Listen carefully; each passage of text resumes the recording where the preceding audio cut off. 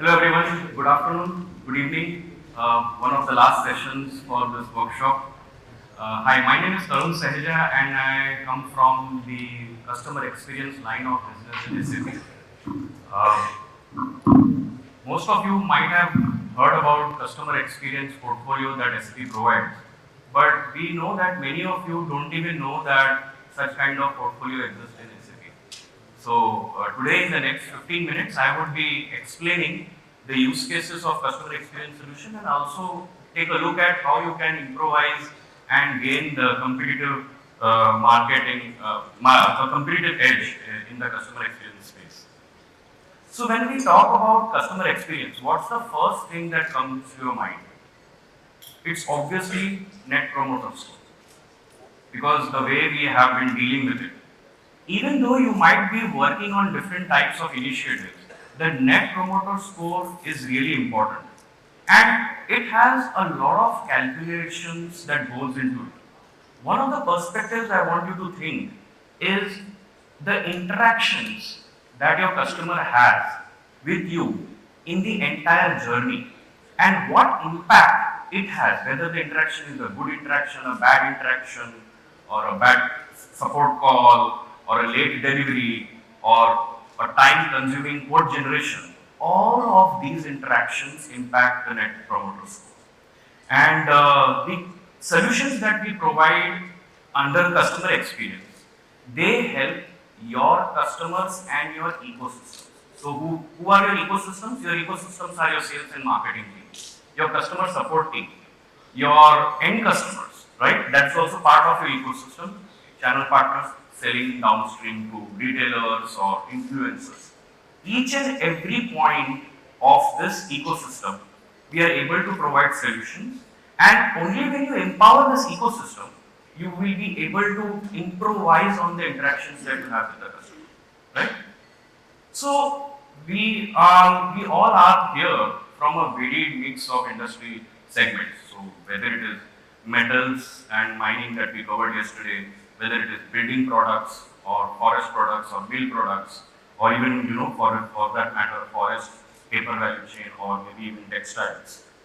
Um, if you want to think about where do you want to put your focus in, so let's say we have solutions on customer experience, but you might have different strategies across different types of channels that earn revenue for you, right? So even though I have listed certain channels here, so either it is institutional customers or channel partners or partner sales or MSME channel, you would have your own priorities on what is my area of excellence and where do I need to grow, right? So then you might look at, okay, what are the kind of systems that enable your ecosystem to perform better, right? So today you all are, I would say, matured or super matured in terms of technology landscape.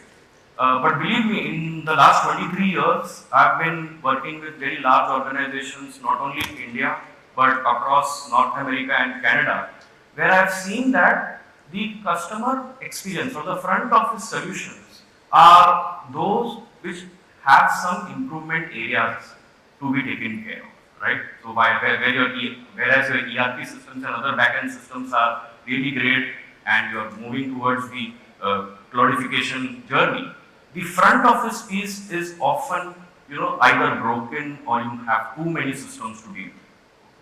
So what we have done is let's talk about the three different areas and who are very core personas in that three areas. So when we talk about institutional customers, it is your key account managers, right? What systems do they use today, right? So whether they are using a CRM system, maybe it is SAP, maybe it is non-SAP. How well the system is configured? Do they still do a lot of manual work apart from just entering the leads? So there are different levels of maturity that you have achieved, right? If we look at channel partners, right? So downstream or local business, how do you take an order from a channel partner or a dealer, right? Either it is through portals that you have provided or it is the dedicated sales teams, right? Apart from key account managers, right? And how do these salespeople then manage the influencer relation? Are all influencers registered in the system?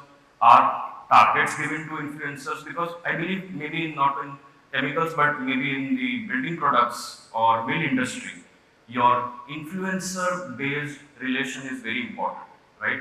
And so on, partner sales. Now, if you want to launch a outcome-based solution, like you're selling a product, but you also want your partner product also to be sold and a service to be bundled along with it, right? How are you today managing that sale? Is it really offline or is it really a digital manner, right? So there are solutions that you have deployed. You have provided mobile apps to your CRM users. You have provided some portals to your dealer management to order, or you might even have loyalty solutions. But given that fact, there are still gaps in what you have already done in your front office team. Let me list certain gaps, right? Today, when we talk about key account managers, you are still looking to improvise on operational efficiency. What are the manual tasks that my CAM does today, which can be automated? You also want to focus on probability, that my CAM should work on deals that have a high probability to close, right? And eventually, why you are doing all these things? Because you want to increase the profitability. There is no other way you can just increase institutional business by just doubling your sales. It doesn't work that way, that we all agree, correct? But when we look at channel partners, your main goal is that how can my sales team ensure that my channel partners is lifting that particular quantity of goods. Now that involves generating a lot of reports outside of your CRM system. That for the cement industry it could be the net realization rate. For building products it could be the volume, right? So there is a lot of manual work which again goes, right? And again, the business goal is that I want to ensure revenue growth for my channel partners. I want to ensure upliftment. And one of the initiatives that you might have would be focusing on, okay, how do I help this channel partner? The channel partner can sell more if I have a good branding strategy in the market, so that I want to onboard more influencers. My influencer journey should be very enabling enough so that the sale continues to go through the channel partner. So influencer-led sales also is a business initiative you might have. Finally, as I mentioned earlier, the outcome-based business model. You want to partner with your solution vendors or your suppliers, and you would want to increase that sale as well. Whereas some of you would want to also directly engage with the SME, right? So can you do a solution in which the orders are coming from SME to you, and you are then pushing the fulfillment of the orders to the different channel partners. Eventually, what you are doing is you are actually ensuring that your ecosystem or your channel partners are getting business, because that is the only area probably where you can either grow your business or your footprint and your markets, right? Now, let's look at what are the digital requirements when we are talking about the business initiatives that I just shared, right? So when we are talking about sales-driven high-touch enablement or engagement, there are literally steps that your salesperson does in the CRM system. Now, there could be gaps in which, let's say for example, he uses the CRM system for lead capture, but to create a quotation, he logs into ERP system, creates a temporary SO, and then does all the quotation margin calculations, extract that from the ERP system, takes all the approvals in an email, and then the quotation is sent. So even though your salesperson is using a CRM system, majority of the manual work happens outside, right? Second thing could be checking feasibility and availability, right? Once the quote is given, you have to also look at, whether it is feasible, whether the goods will be given to the customer. So all this is happening once you have captured the lead till a transaction occurs. So there are certain things which are offline and there are improvement areas that we can provide, right?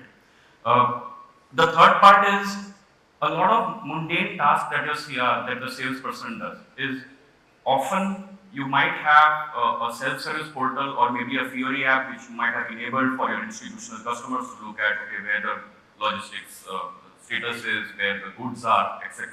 But majorly your CAM, for if they are focusing on medium to small institutional accounts, they do all the work of tracking the things, right? So there are many manual things which are happening outside of that systems, right? And that often results into a poor customer satisfaction, maybe lost revenue, and so on and so forth. Now, uh, yeah, so when you're talking about CAM, you know that the CAM and the human, which is there in the playing a role of CAM, that is the major player in ensuring revenue. So it is so sales in institutional is majorly 60% human driven and 40% technology driven. And you can increase that 40% to maybe 50 to 60, but your CAM plays a major role in follow-ups, in all those other manual things, right? Now that is channel sales and key account. What if you want to enable your other ecosystem, right? So it's basically digital empowered low touch engagement. Here you have to enable your digital apps or the mobile apps or the portals which you have created for influencers, which you might have created for your SMEs, and maybe there are apps like loyalty. All these are digitally in nature, where they have zero or no, human intervention. So for that, you obviously need to have a strong digital platform which has capability to do auto follow-ups. For example, how would you bring a SME who has come to your self-service portal to place an order, right? Because you have a direct to SME engagement strategy. How would that SME again come back? So you might need to, throw some emails depending upon what category of products they have looked at, and then bring that SME back to the digital channel. You cannot afford to give calls and have dedicated sales team for that matter, correct? So here, where the human intervention is 0 or less than 10%, what is important is the digital data. Every click that occurs in the self-service portals, either it is for your influencers or your SMEs or your partners ecosystem, all these will generate certain types of interaction data. You will have to utilize that, put it in a marketing automation solution, and ensure that every transaction or every interaction results into a revenue which you can then account for, right? So, quick two wins which I want to leave you guys with, right? So when we talk about key accounts, the primary goal of key accounts is basically when you are able to provide a price point with a really healthy NPS score. NPS score, again I mentioned, your sales and your other CAM are able to provide that in an acceptable manner, right? So you are covered from the key accounts perspective. But when you talk about channel sales, it's what demand that local ecosystem can provide, and how feasibly, or I would say in an operationally better manner, you are able to fulfill that need, correct? So the there are majorly a lot of automation requirements or business scenarios maybe you could call. One is the quote generation. So whether it is quotation providing for standard products, or whether you're trying to create code for very complex products, right? So how can you, or maybe if you have a variant configuration or an ABC enabled in your S4, how can you provide a digital quote along with margin calculations and discounts to your end customers? End customers could be your institutional customers or your channel partners, right? So it is our model of, you model once and you configure anyway. So either your salesperson is actually doing that in your CRM platform without using emails and Excel sheets, or it is your large customer who is doing it on a self-service portal, right? The second, or the last area is that how you want to empower the entire ecosystem when we are talking about channel partner ecosystem. Uh, there is benefit to have a kind of a single data model. Now, why I'm telling single data model is that all your channel partners, your SMEs, your vendors, your influencers, and your end consumer are all in your single, let's say, a digital platform. They are ordering, so channel partner ordering is a primary order, SME ordering to channel partners is a secondary order, right? All the, and plus, let's say if the SME is ordering and it is basically led by an influencer, the influencer is also there in the platform. What you are able to do is that A, you get direct SME engagement, B, you are able to know where to route the SME order depending upon how your channel partners are, what stock is present where. C, you can easily attribute to influencer-led sale. Okay. The last is once you have all these ecosystem in one single technology fabric, you can think about new go-to-market models, right? So maybe you want to deliver an outcome-based model, or maybe you want to equip your ecosystem so that flow to your channel sales keeps on coming, right? So I'm able to see the time's up thing, but just quick questions or any thoughts that you want to go with. Okay, so thank you so much, guys.